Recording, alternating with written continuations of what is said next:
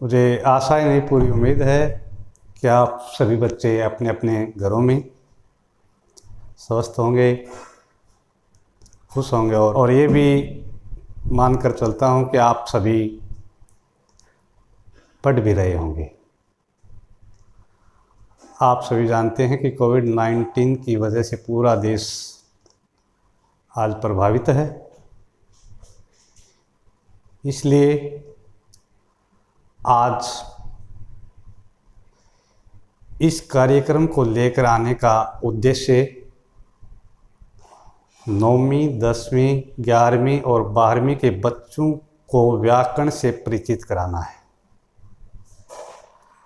और आदत के मुताबिक हम कोशिश करेंगे कि 0 से नहीं बल्कि माइनस से शुरू करके 100 तक पहुंचने की कोशिश करेंगे।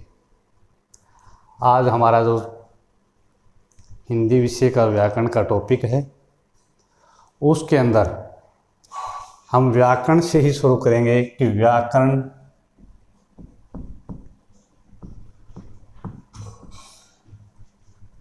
व्याकरण क्या है। उसका एक टॉपिक समास किन किन शब्दों से मिलकर बना है, समास की परिभाषा क्या है, इसमें कौन कौन से पद होते हैं और पदों की प्रधानता के कारण इनका जो भागों का वर्गीकरण है वो किस हिसाब से किया गया है और कौन सा पद किस समास में प्रधान होता है, पद की प्रधानता किसके कारण मानी जाती है। पहले हम देखते हैं कि व्याकरण में वी, आ, प्लस कर और अन, इन सभी शब्दों से मिलकर व्याकरण बना है। इसका मूल शब्द कर है, वी उपसर्ग है, आ भी उपसर्ग है, अन अव्यय है लेकिन प्रत्यय का कार्य कर रहा है, क्योंकि अन जो अव्यय है वो उपसर्ग के रूप में भी प्रयोग होता है और प्रत्यय के रूप में भी प्रयोग होता है। ये यदि अंतिम शब्द के अंतिम बिंदु पर लगता है तो ये प्रत्यय के रूप में कार्य करता है और यदि पहले लगता है जैसे अनपढ़ तो ये एक उपसर्ग के रूप में काम करता है।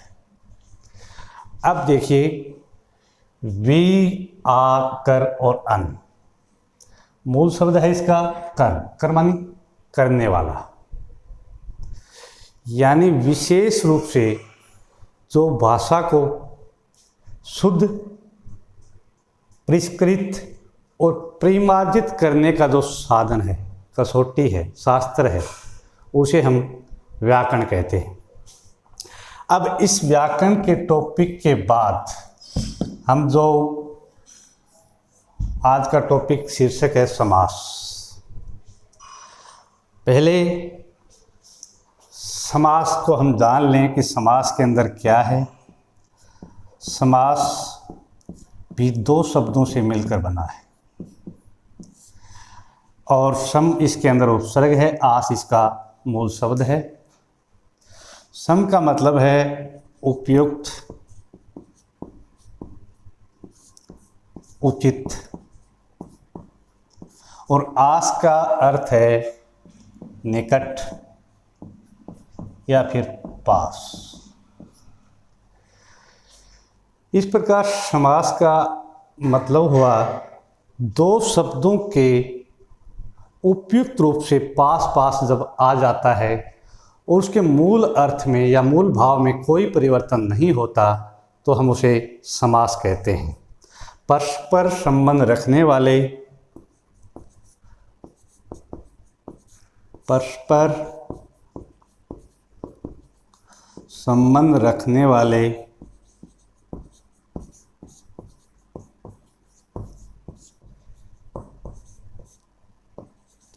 दो शब्दों या पदों को मिलाकर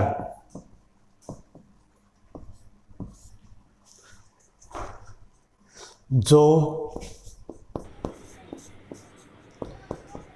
यौगिक शब्द बनता है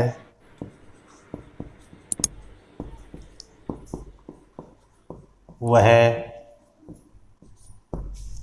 समास कहलाता है।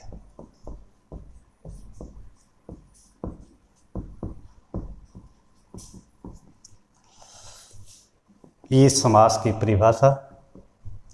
अब समास का वर्गीकरण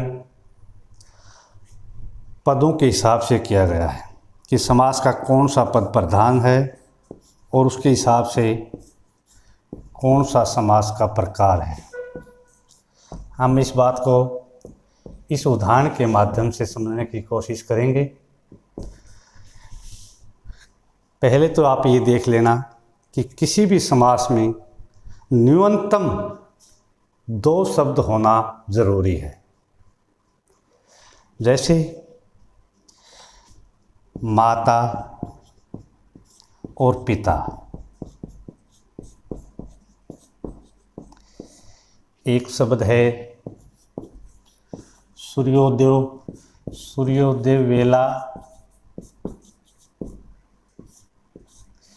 एक शब्द है राजपुत्र मित्र दलो उत्सव।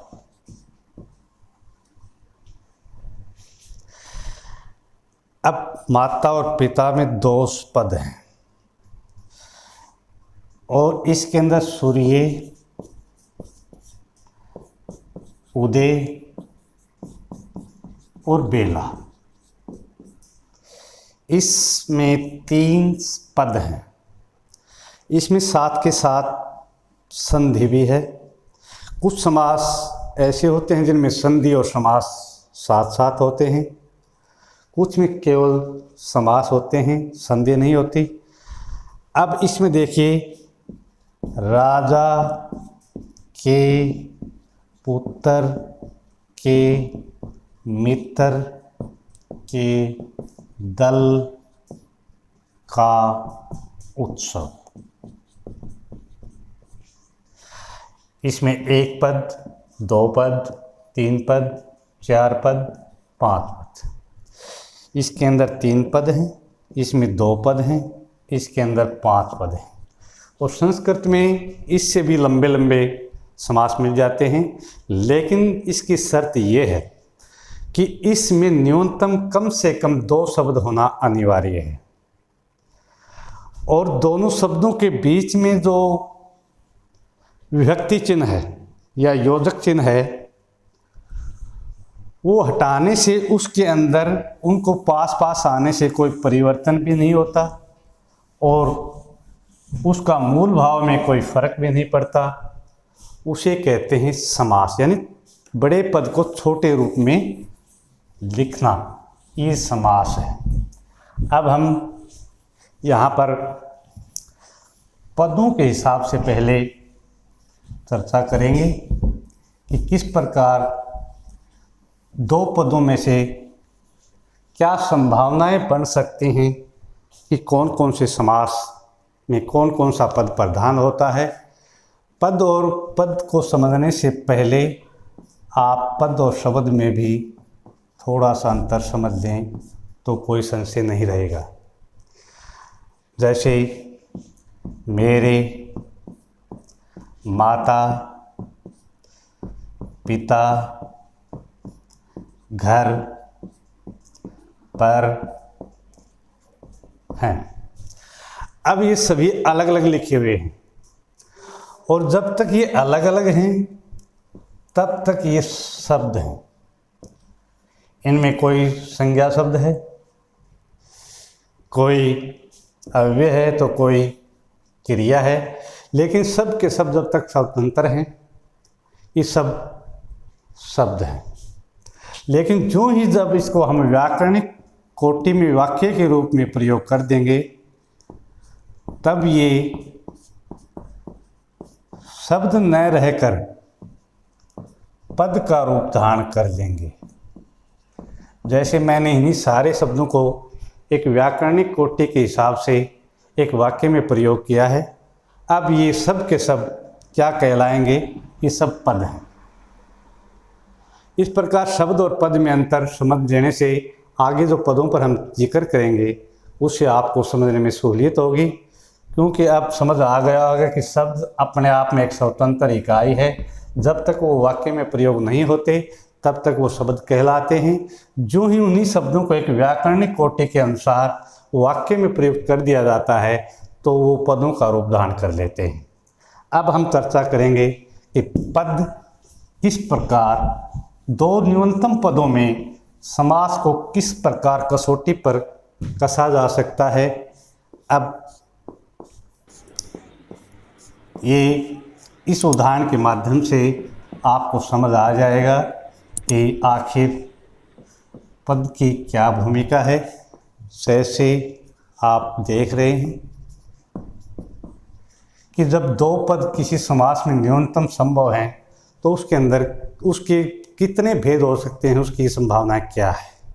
या तो किसी समास का पहला पद प्रधान हो सकता है, या फिर किसी समास का दूसरा पद प्रधान हो सकता है, या फिर किसी समास में दोनों पद प्रधान हो सकते हैं, या फिर किसी भी समास में कोई तीसरा पद प्रधान हो सकता है।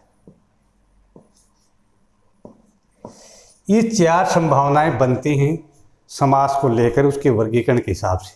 लेकिन मानने वाले समास के 6 भेद भी मानते हैं, लेकिन 6 भेद की कहीं भी संभावना नहीं है। या तो ये पहला पद प्रधान हो सकता है, या फिर दूसरा पद प्रधान हो सकता है, या फिर दोनों पद प्रधान हो सकते हैं, या फिर दोनों में प्रधान न होकर के कोई तीसरा कोई अर्थ विशिष्ट अर्थ रखने वाला हो सकता है। इससे अलग कोई भी संभावनाएं नहीं मालूम पड़ती।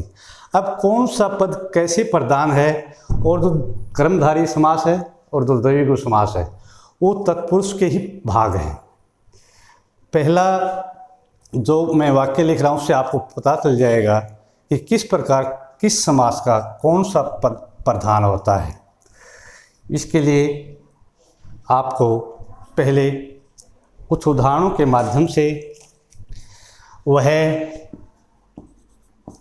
कई दिनों से स्कूल नहीं आया।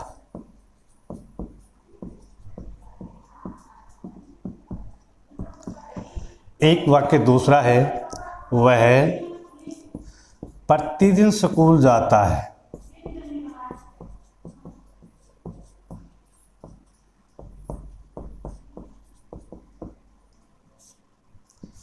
एक तीसरा वाक्य है, राजकुमार सो रहा है। चौथा है, महासागर लहरा रहा है।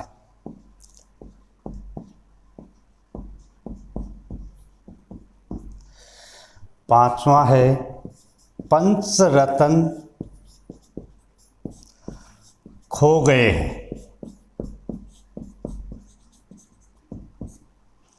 छठा वाक्य है, वह दाल रोटी का नाश्ता करके आया है।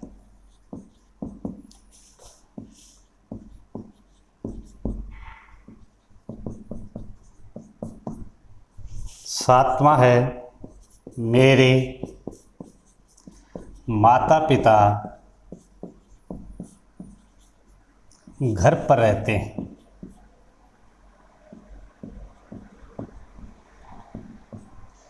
अब देखिए, आपको पता चलेगा कि कौन सा पद कैसे प्रधान होता है और वो कैसे समझ में आता है।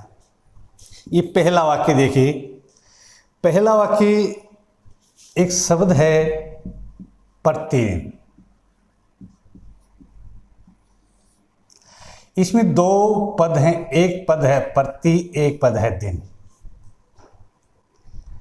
अब इस वाक्य में देखिए, वह कई दिनों से नहीं आया। इसका मतलब ये हुआ कि जो दिन है वो दिनों बनता है, उसका बहुवचन बनता है, लेकिन जो ही वह प्रति के साथ जुड़ेगा तो दिनों बनना बंद कर देगा। अब ये करामात किसकी हुई? प्रति की।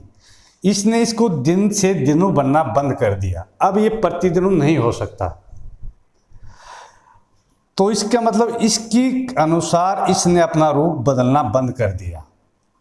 इसकी करामात ये पहला पद है, तो इसके लिए ये अव्ययभाव समास है। जब तक ये अलग अलग हैं, दिन दिनों बनता है। जो ही ये प्रति के साथ जुड़ेगा, ये इसका दिनों बनना बंद करवा देगा। इसका मतलब पहले पद की प्रधानता के अधीन होने की वजह से इस दिन ने दिनों बनना बंद कर दिया। अब देखिए इस वाक्य के ये अव्ययभाव समास जो पहले पद की प्रधानता है उसके बारे में ये दो लाइनें हैं, उसमें बताया है कि किस प्रकार इसमें पहले पद की प्रधानता होती है। जब तक ये पद दोनों अलग अलग हैं, दिन से दिनों बनता जाएगा, लेकिन जो ही ये शब्द प्रति के साथ जुड़ेगा, ये प्रति दिनों बनना बंद कर देगा। इसके मतलब इसकी प्रधानता की वजह से इसने इसके वचन को बदलना बंद कर दिया है, इसलिए इसका पहला पद हमेशा प्रधान होता है, जिसको हम अव्ययभाव समास बोलते हैं। अब देखिए इस वाक्य में राजकुमार। अब इसके अंदर दो पद हैं, एक राज है, एक कुमार है। अब यहाँ पर क्रिया देखिए किसके अनुसार आई हुई है, सो रहा है। अब देखना यह है कि राजा सो रहा है या उसका पुत्र सो रहा है, यानी कुमार सो रहा है या राजा सो रहा है। सो कौन रहा है? कुमार। और कुमार यहाँ पर दूसरा पद है, पहला पद क्या है? राजा। अब नीचे वाले में देखना, महासागर लहरा रहा है। अब लहराने का काम कौन कर रहा है? सागर या फिर महा। इसका पहला पद महा है, महान है जो सागर। अब देखिए ये पहला पद है, ये दूसरा पद है, और क्रिया किसके अनुसार है? दोनों की, सागर और कुमार के अनुसार। इसका मतलब ये हुआ कि इस दोनों में दूसरा पद की प्रधानता है। अब ये तत्पुरुष समास का उदाहरण है, ये अव्ययभाव का उदाहरण था, और ये जो है ये कर्मधारय का उदाहरण है। अब आगे देखिए, पंच रतन खो गए। इसके अंदर भी दो पद हैं, एक पद दो पद। अब खोने का काम कौन चीज खोई है? रतन खोए हैं या पांच खोए हैं? पांच तो इनकी संख्या बता रहा है, खोए हैं रतन। इसका मतलब इसमें भी दूसरा पद प्रधान है, तो ये कौन सा समास हुआ?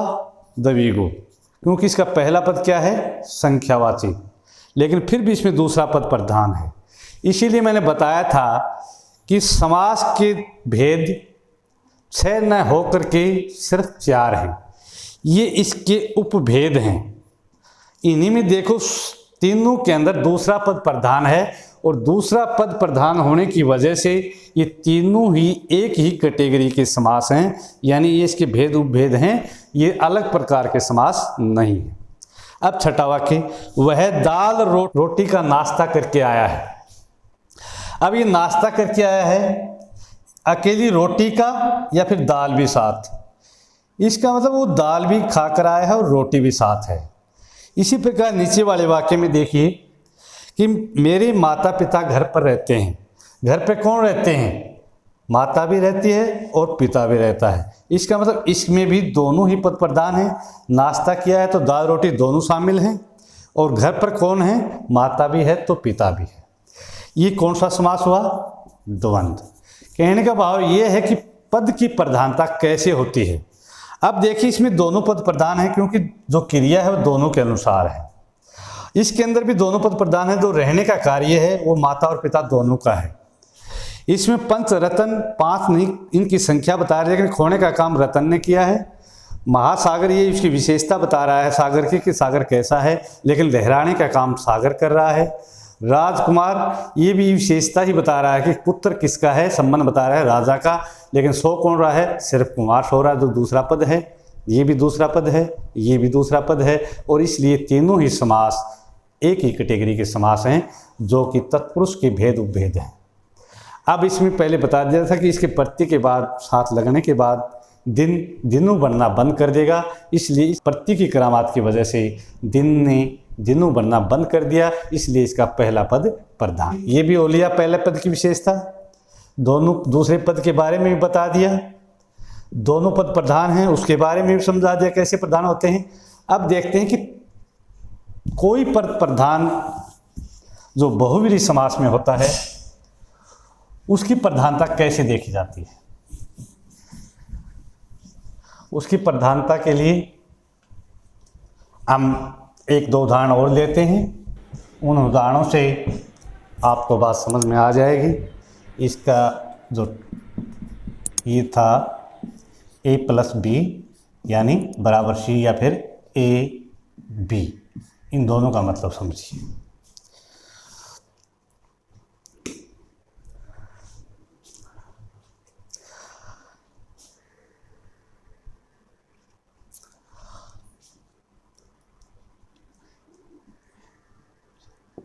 मुझे आज सुबह से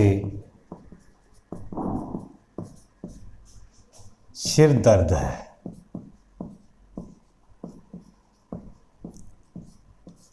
दूसरा वाक्य, वह व्यक्ति मेरे लिए सिर दर्द बना हुआ है।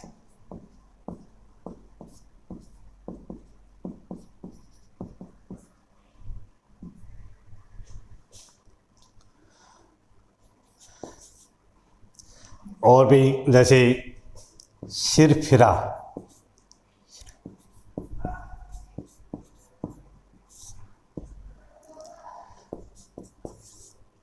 लंबोदर।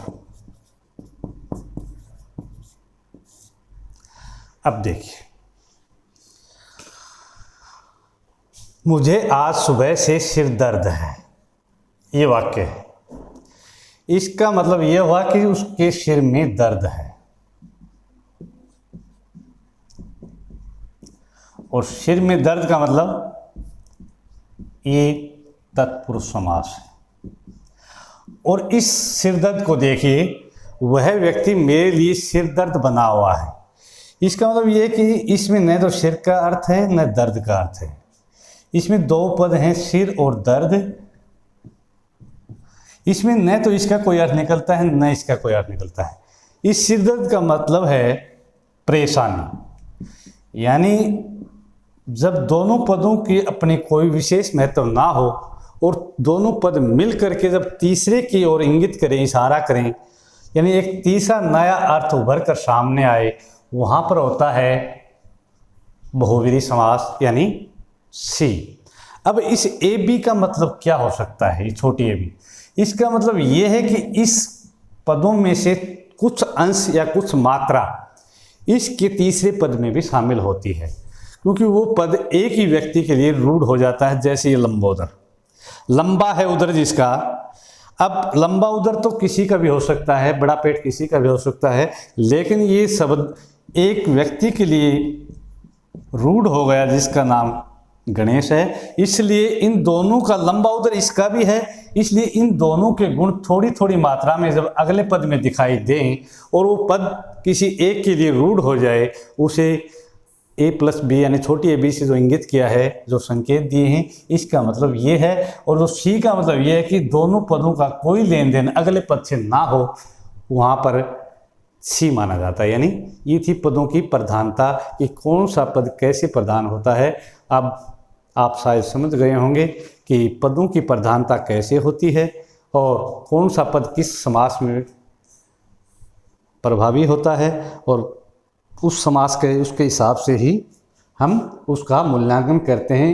अब आप मान सकते हैं शायद कि समास 6 नहीं बल्कि 4 ही प्रकार के होते हैं, और जो कि मैंने आपको बताने की कोशिश भी की कि जो पदों के हिसाब से हम बंटवारा कर सकते हैं वो सिर्फ पदों के हिसाब से 4 ही समास बनते हैं। जो कर्मधारय और द्विगु समास है वो तत्पुरुष के ही उपभेद हैं।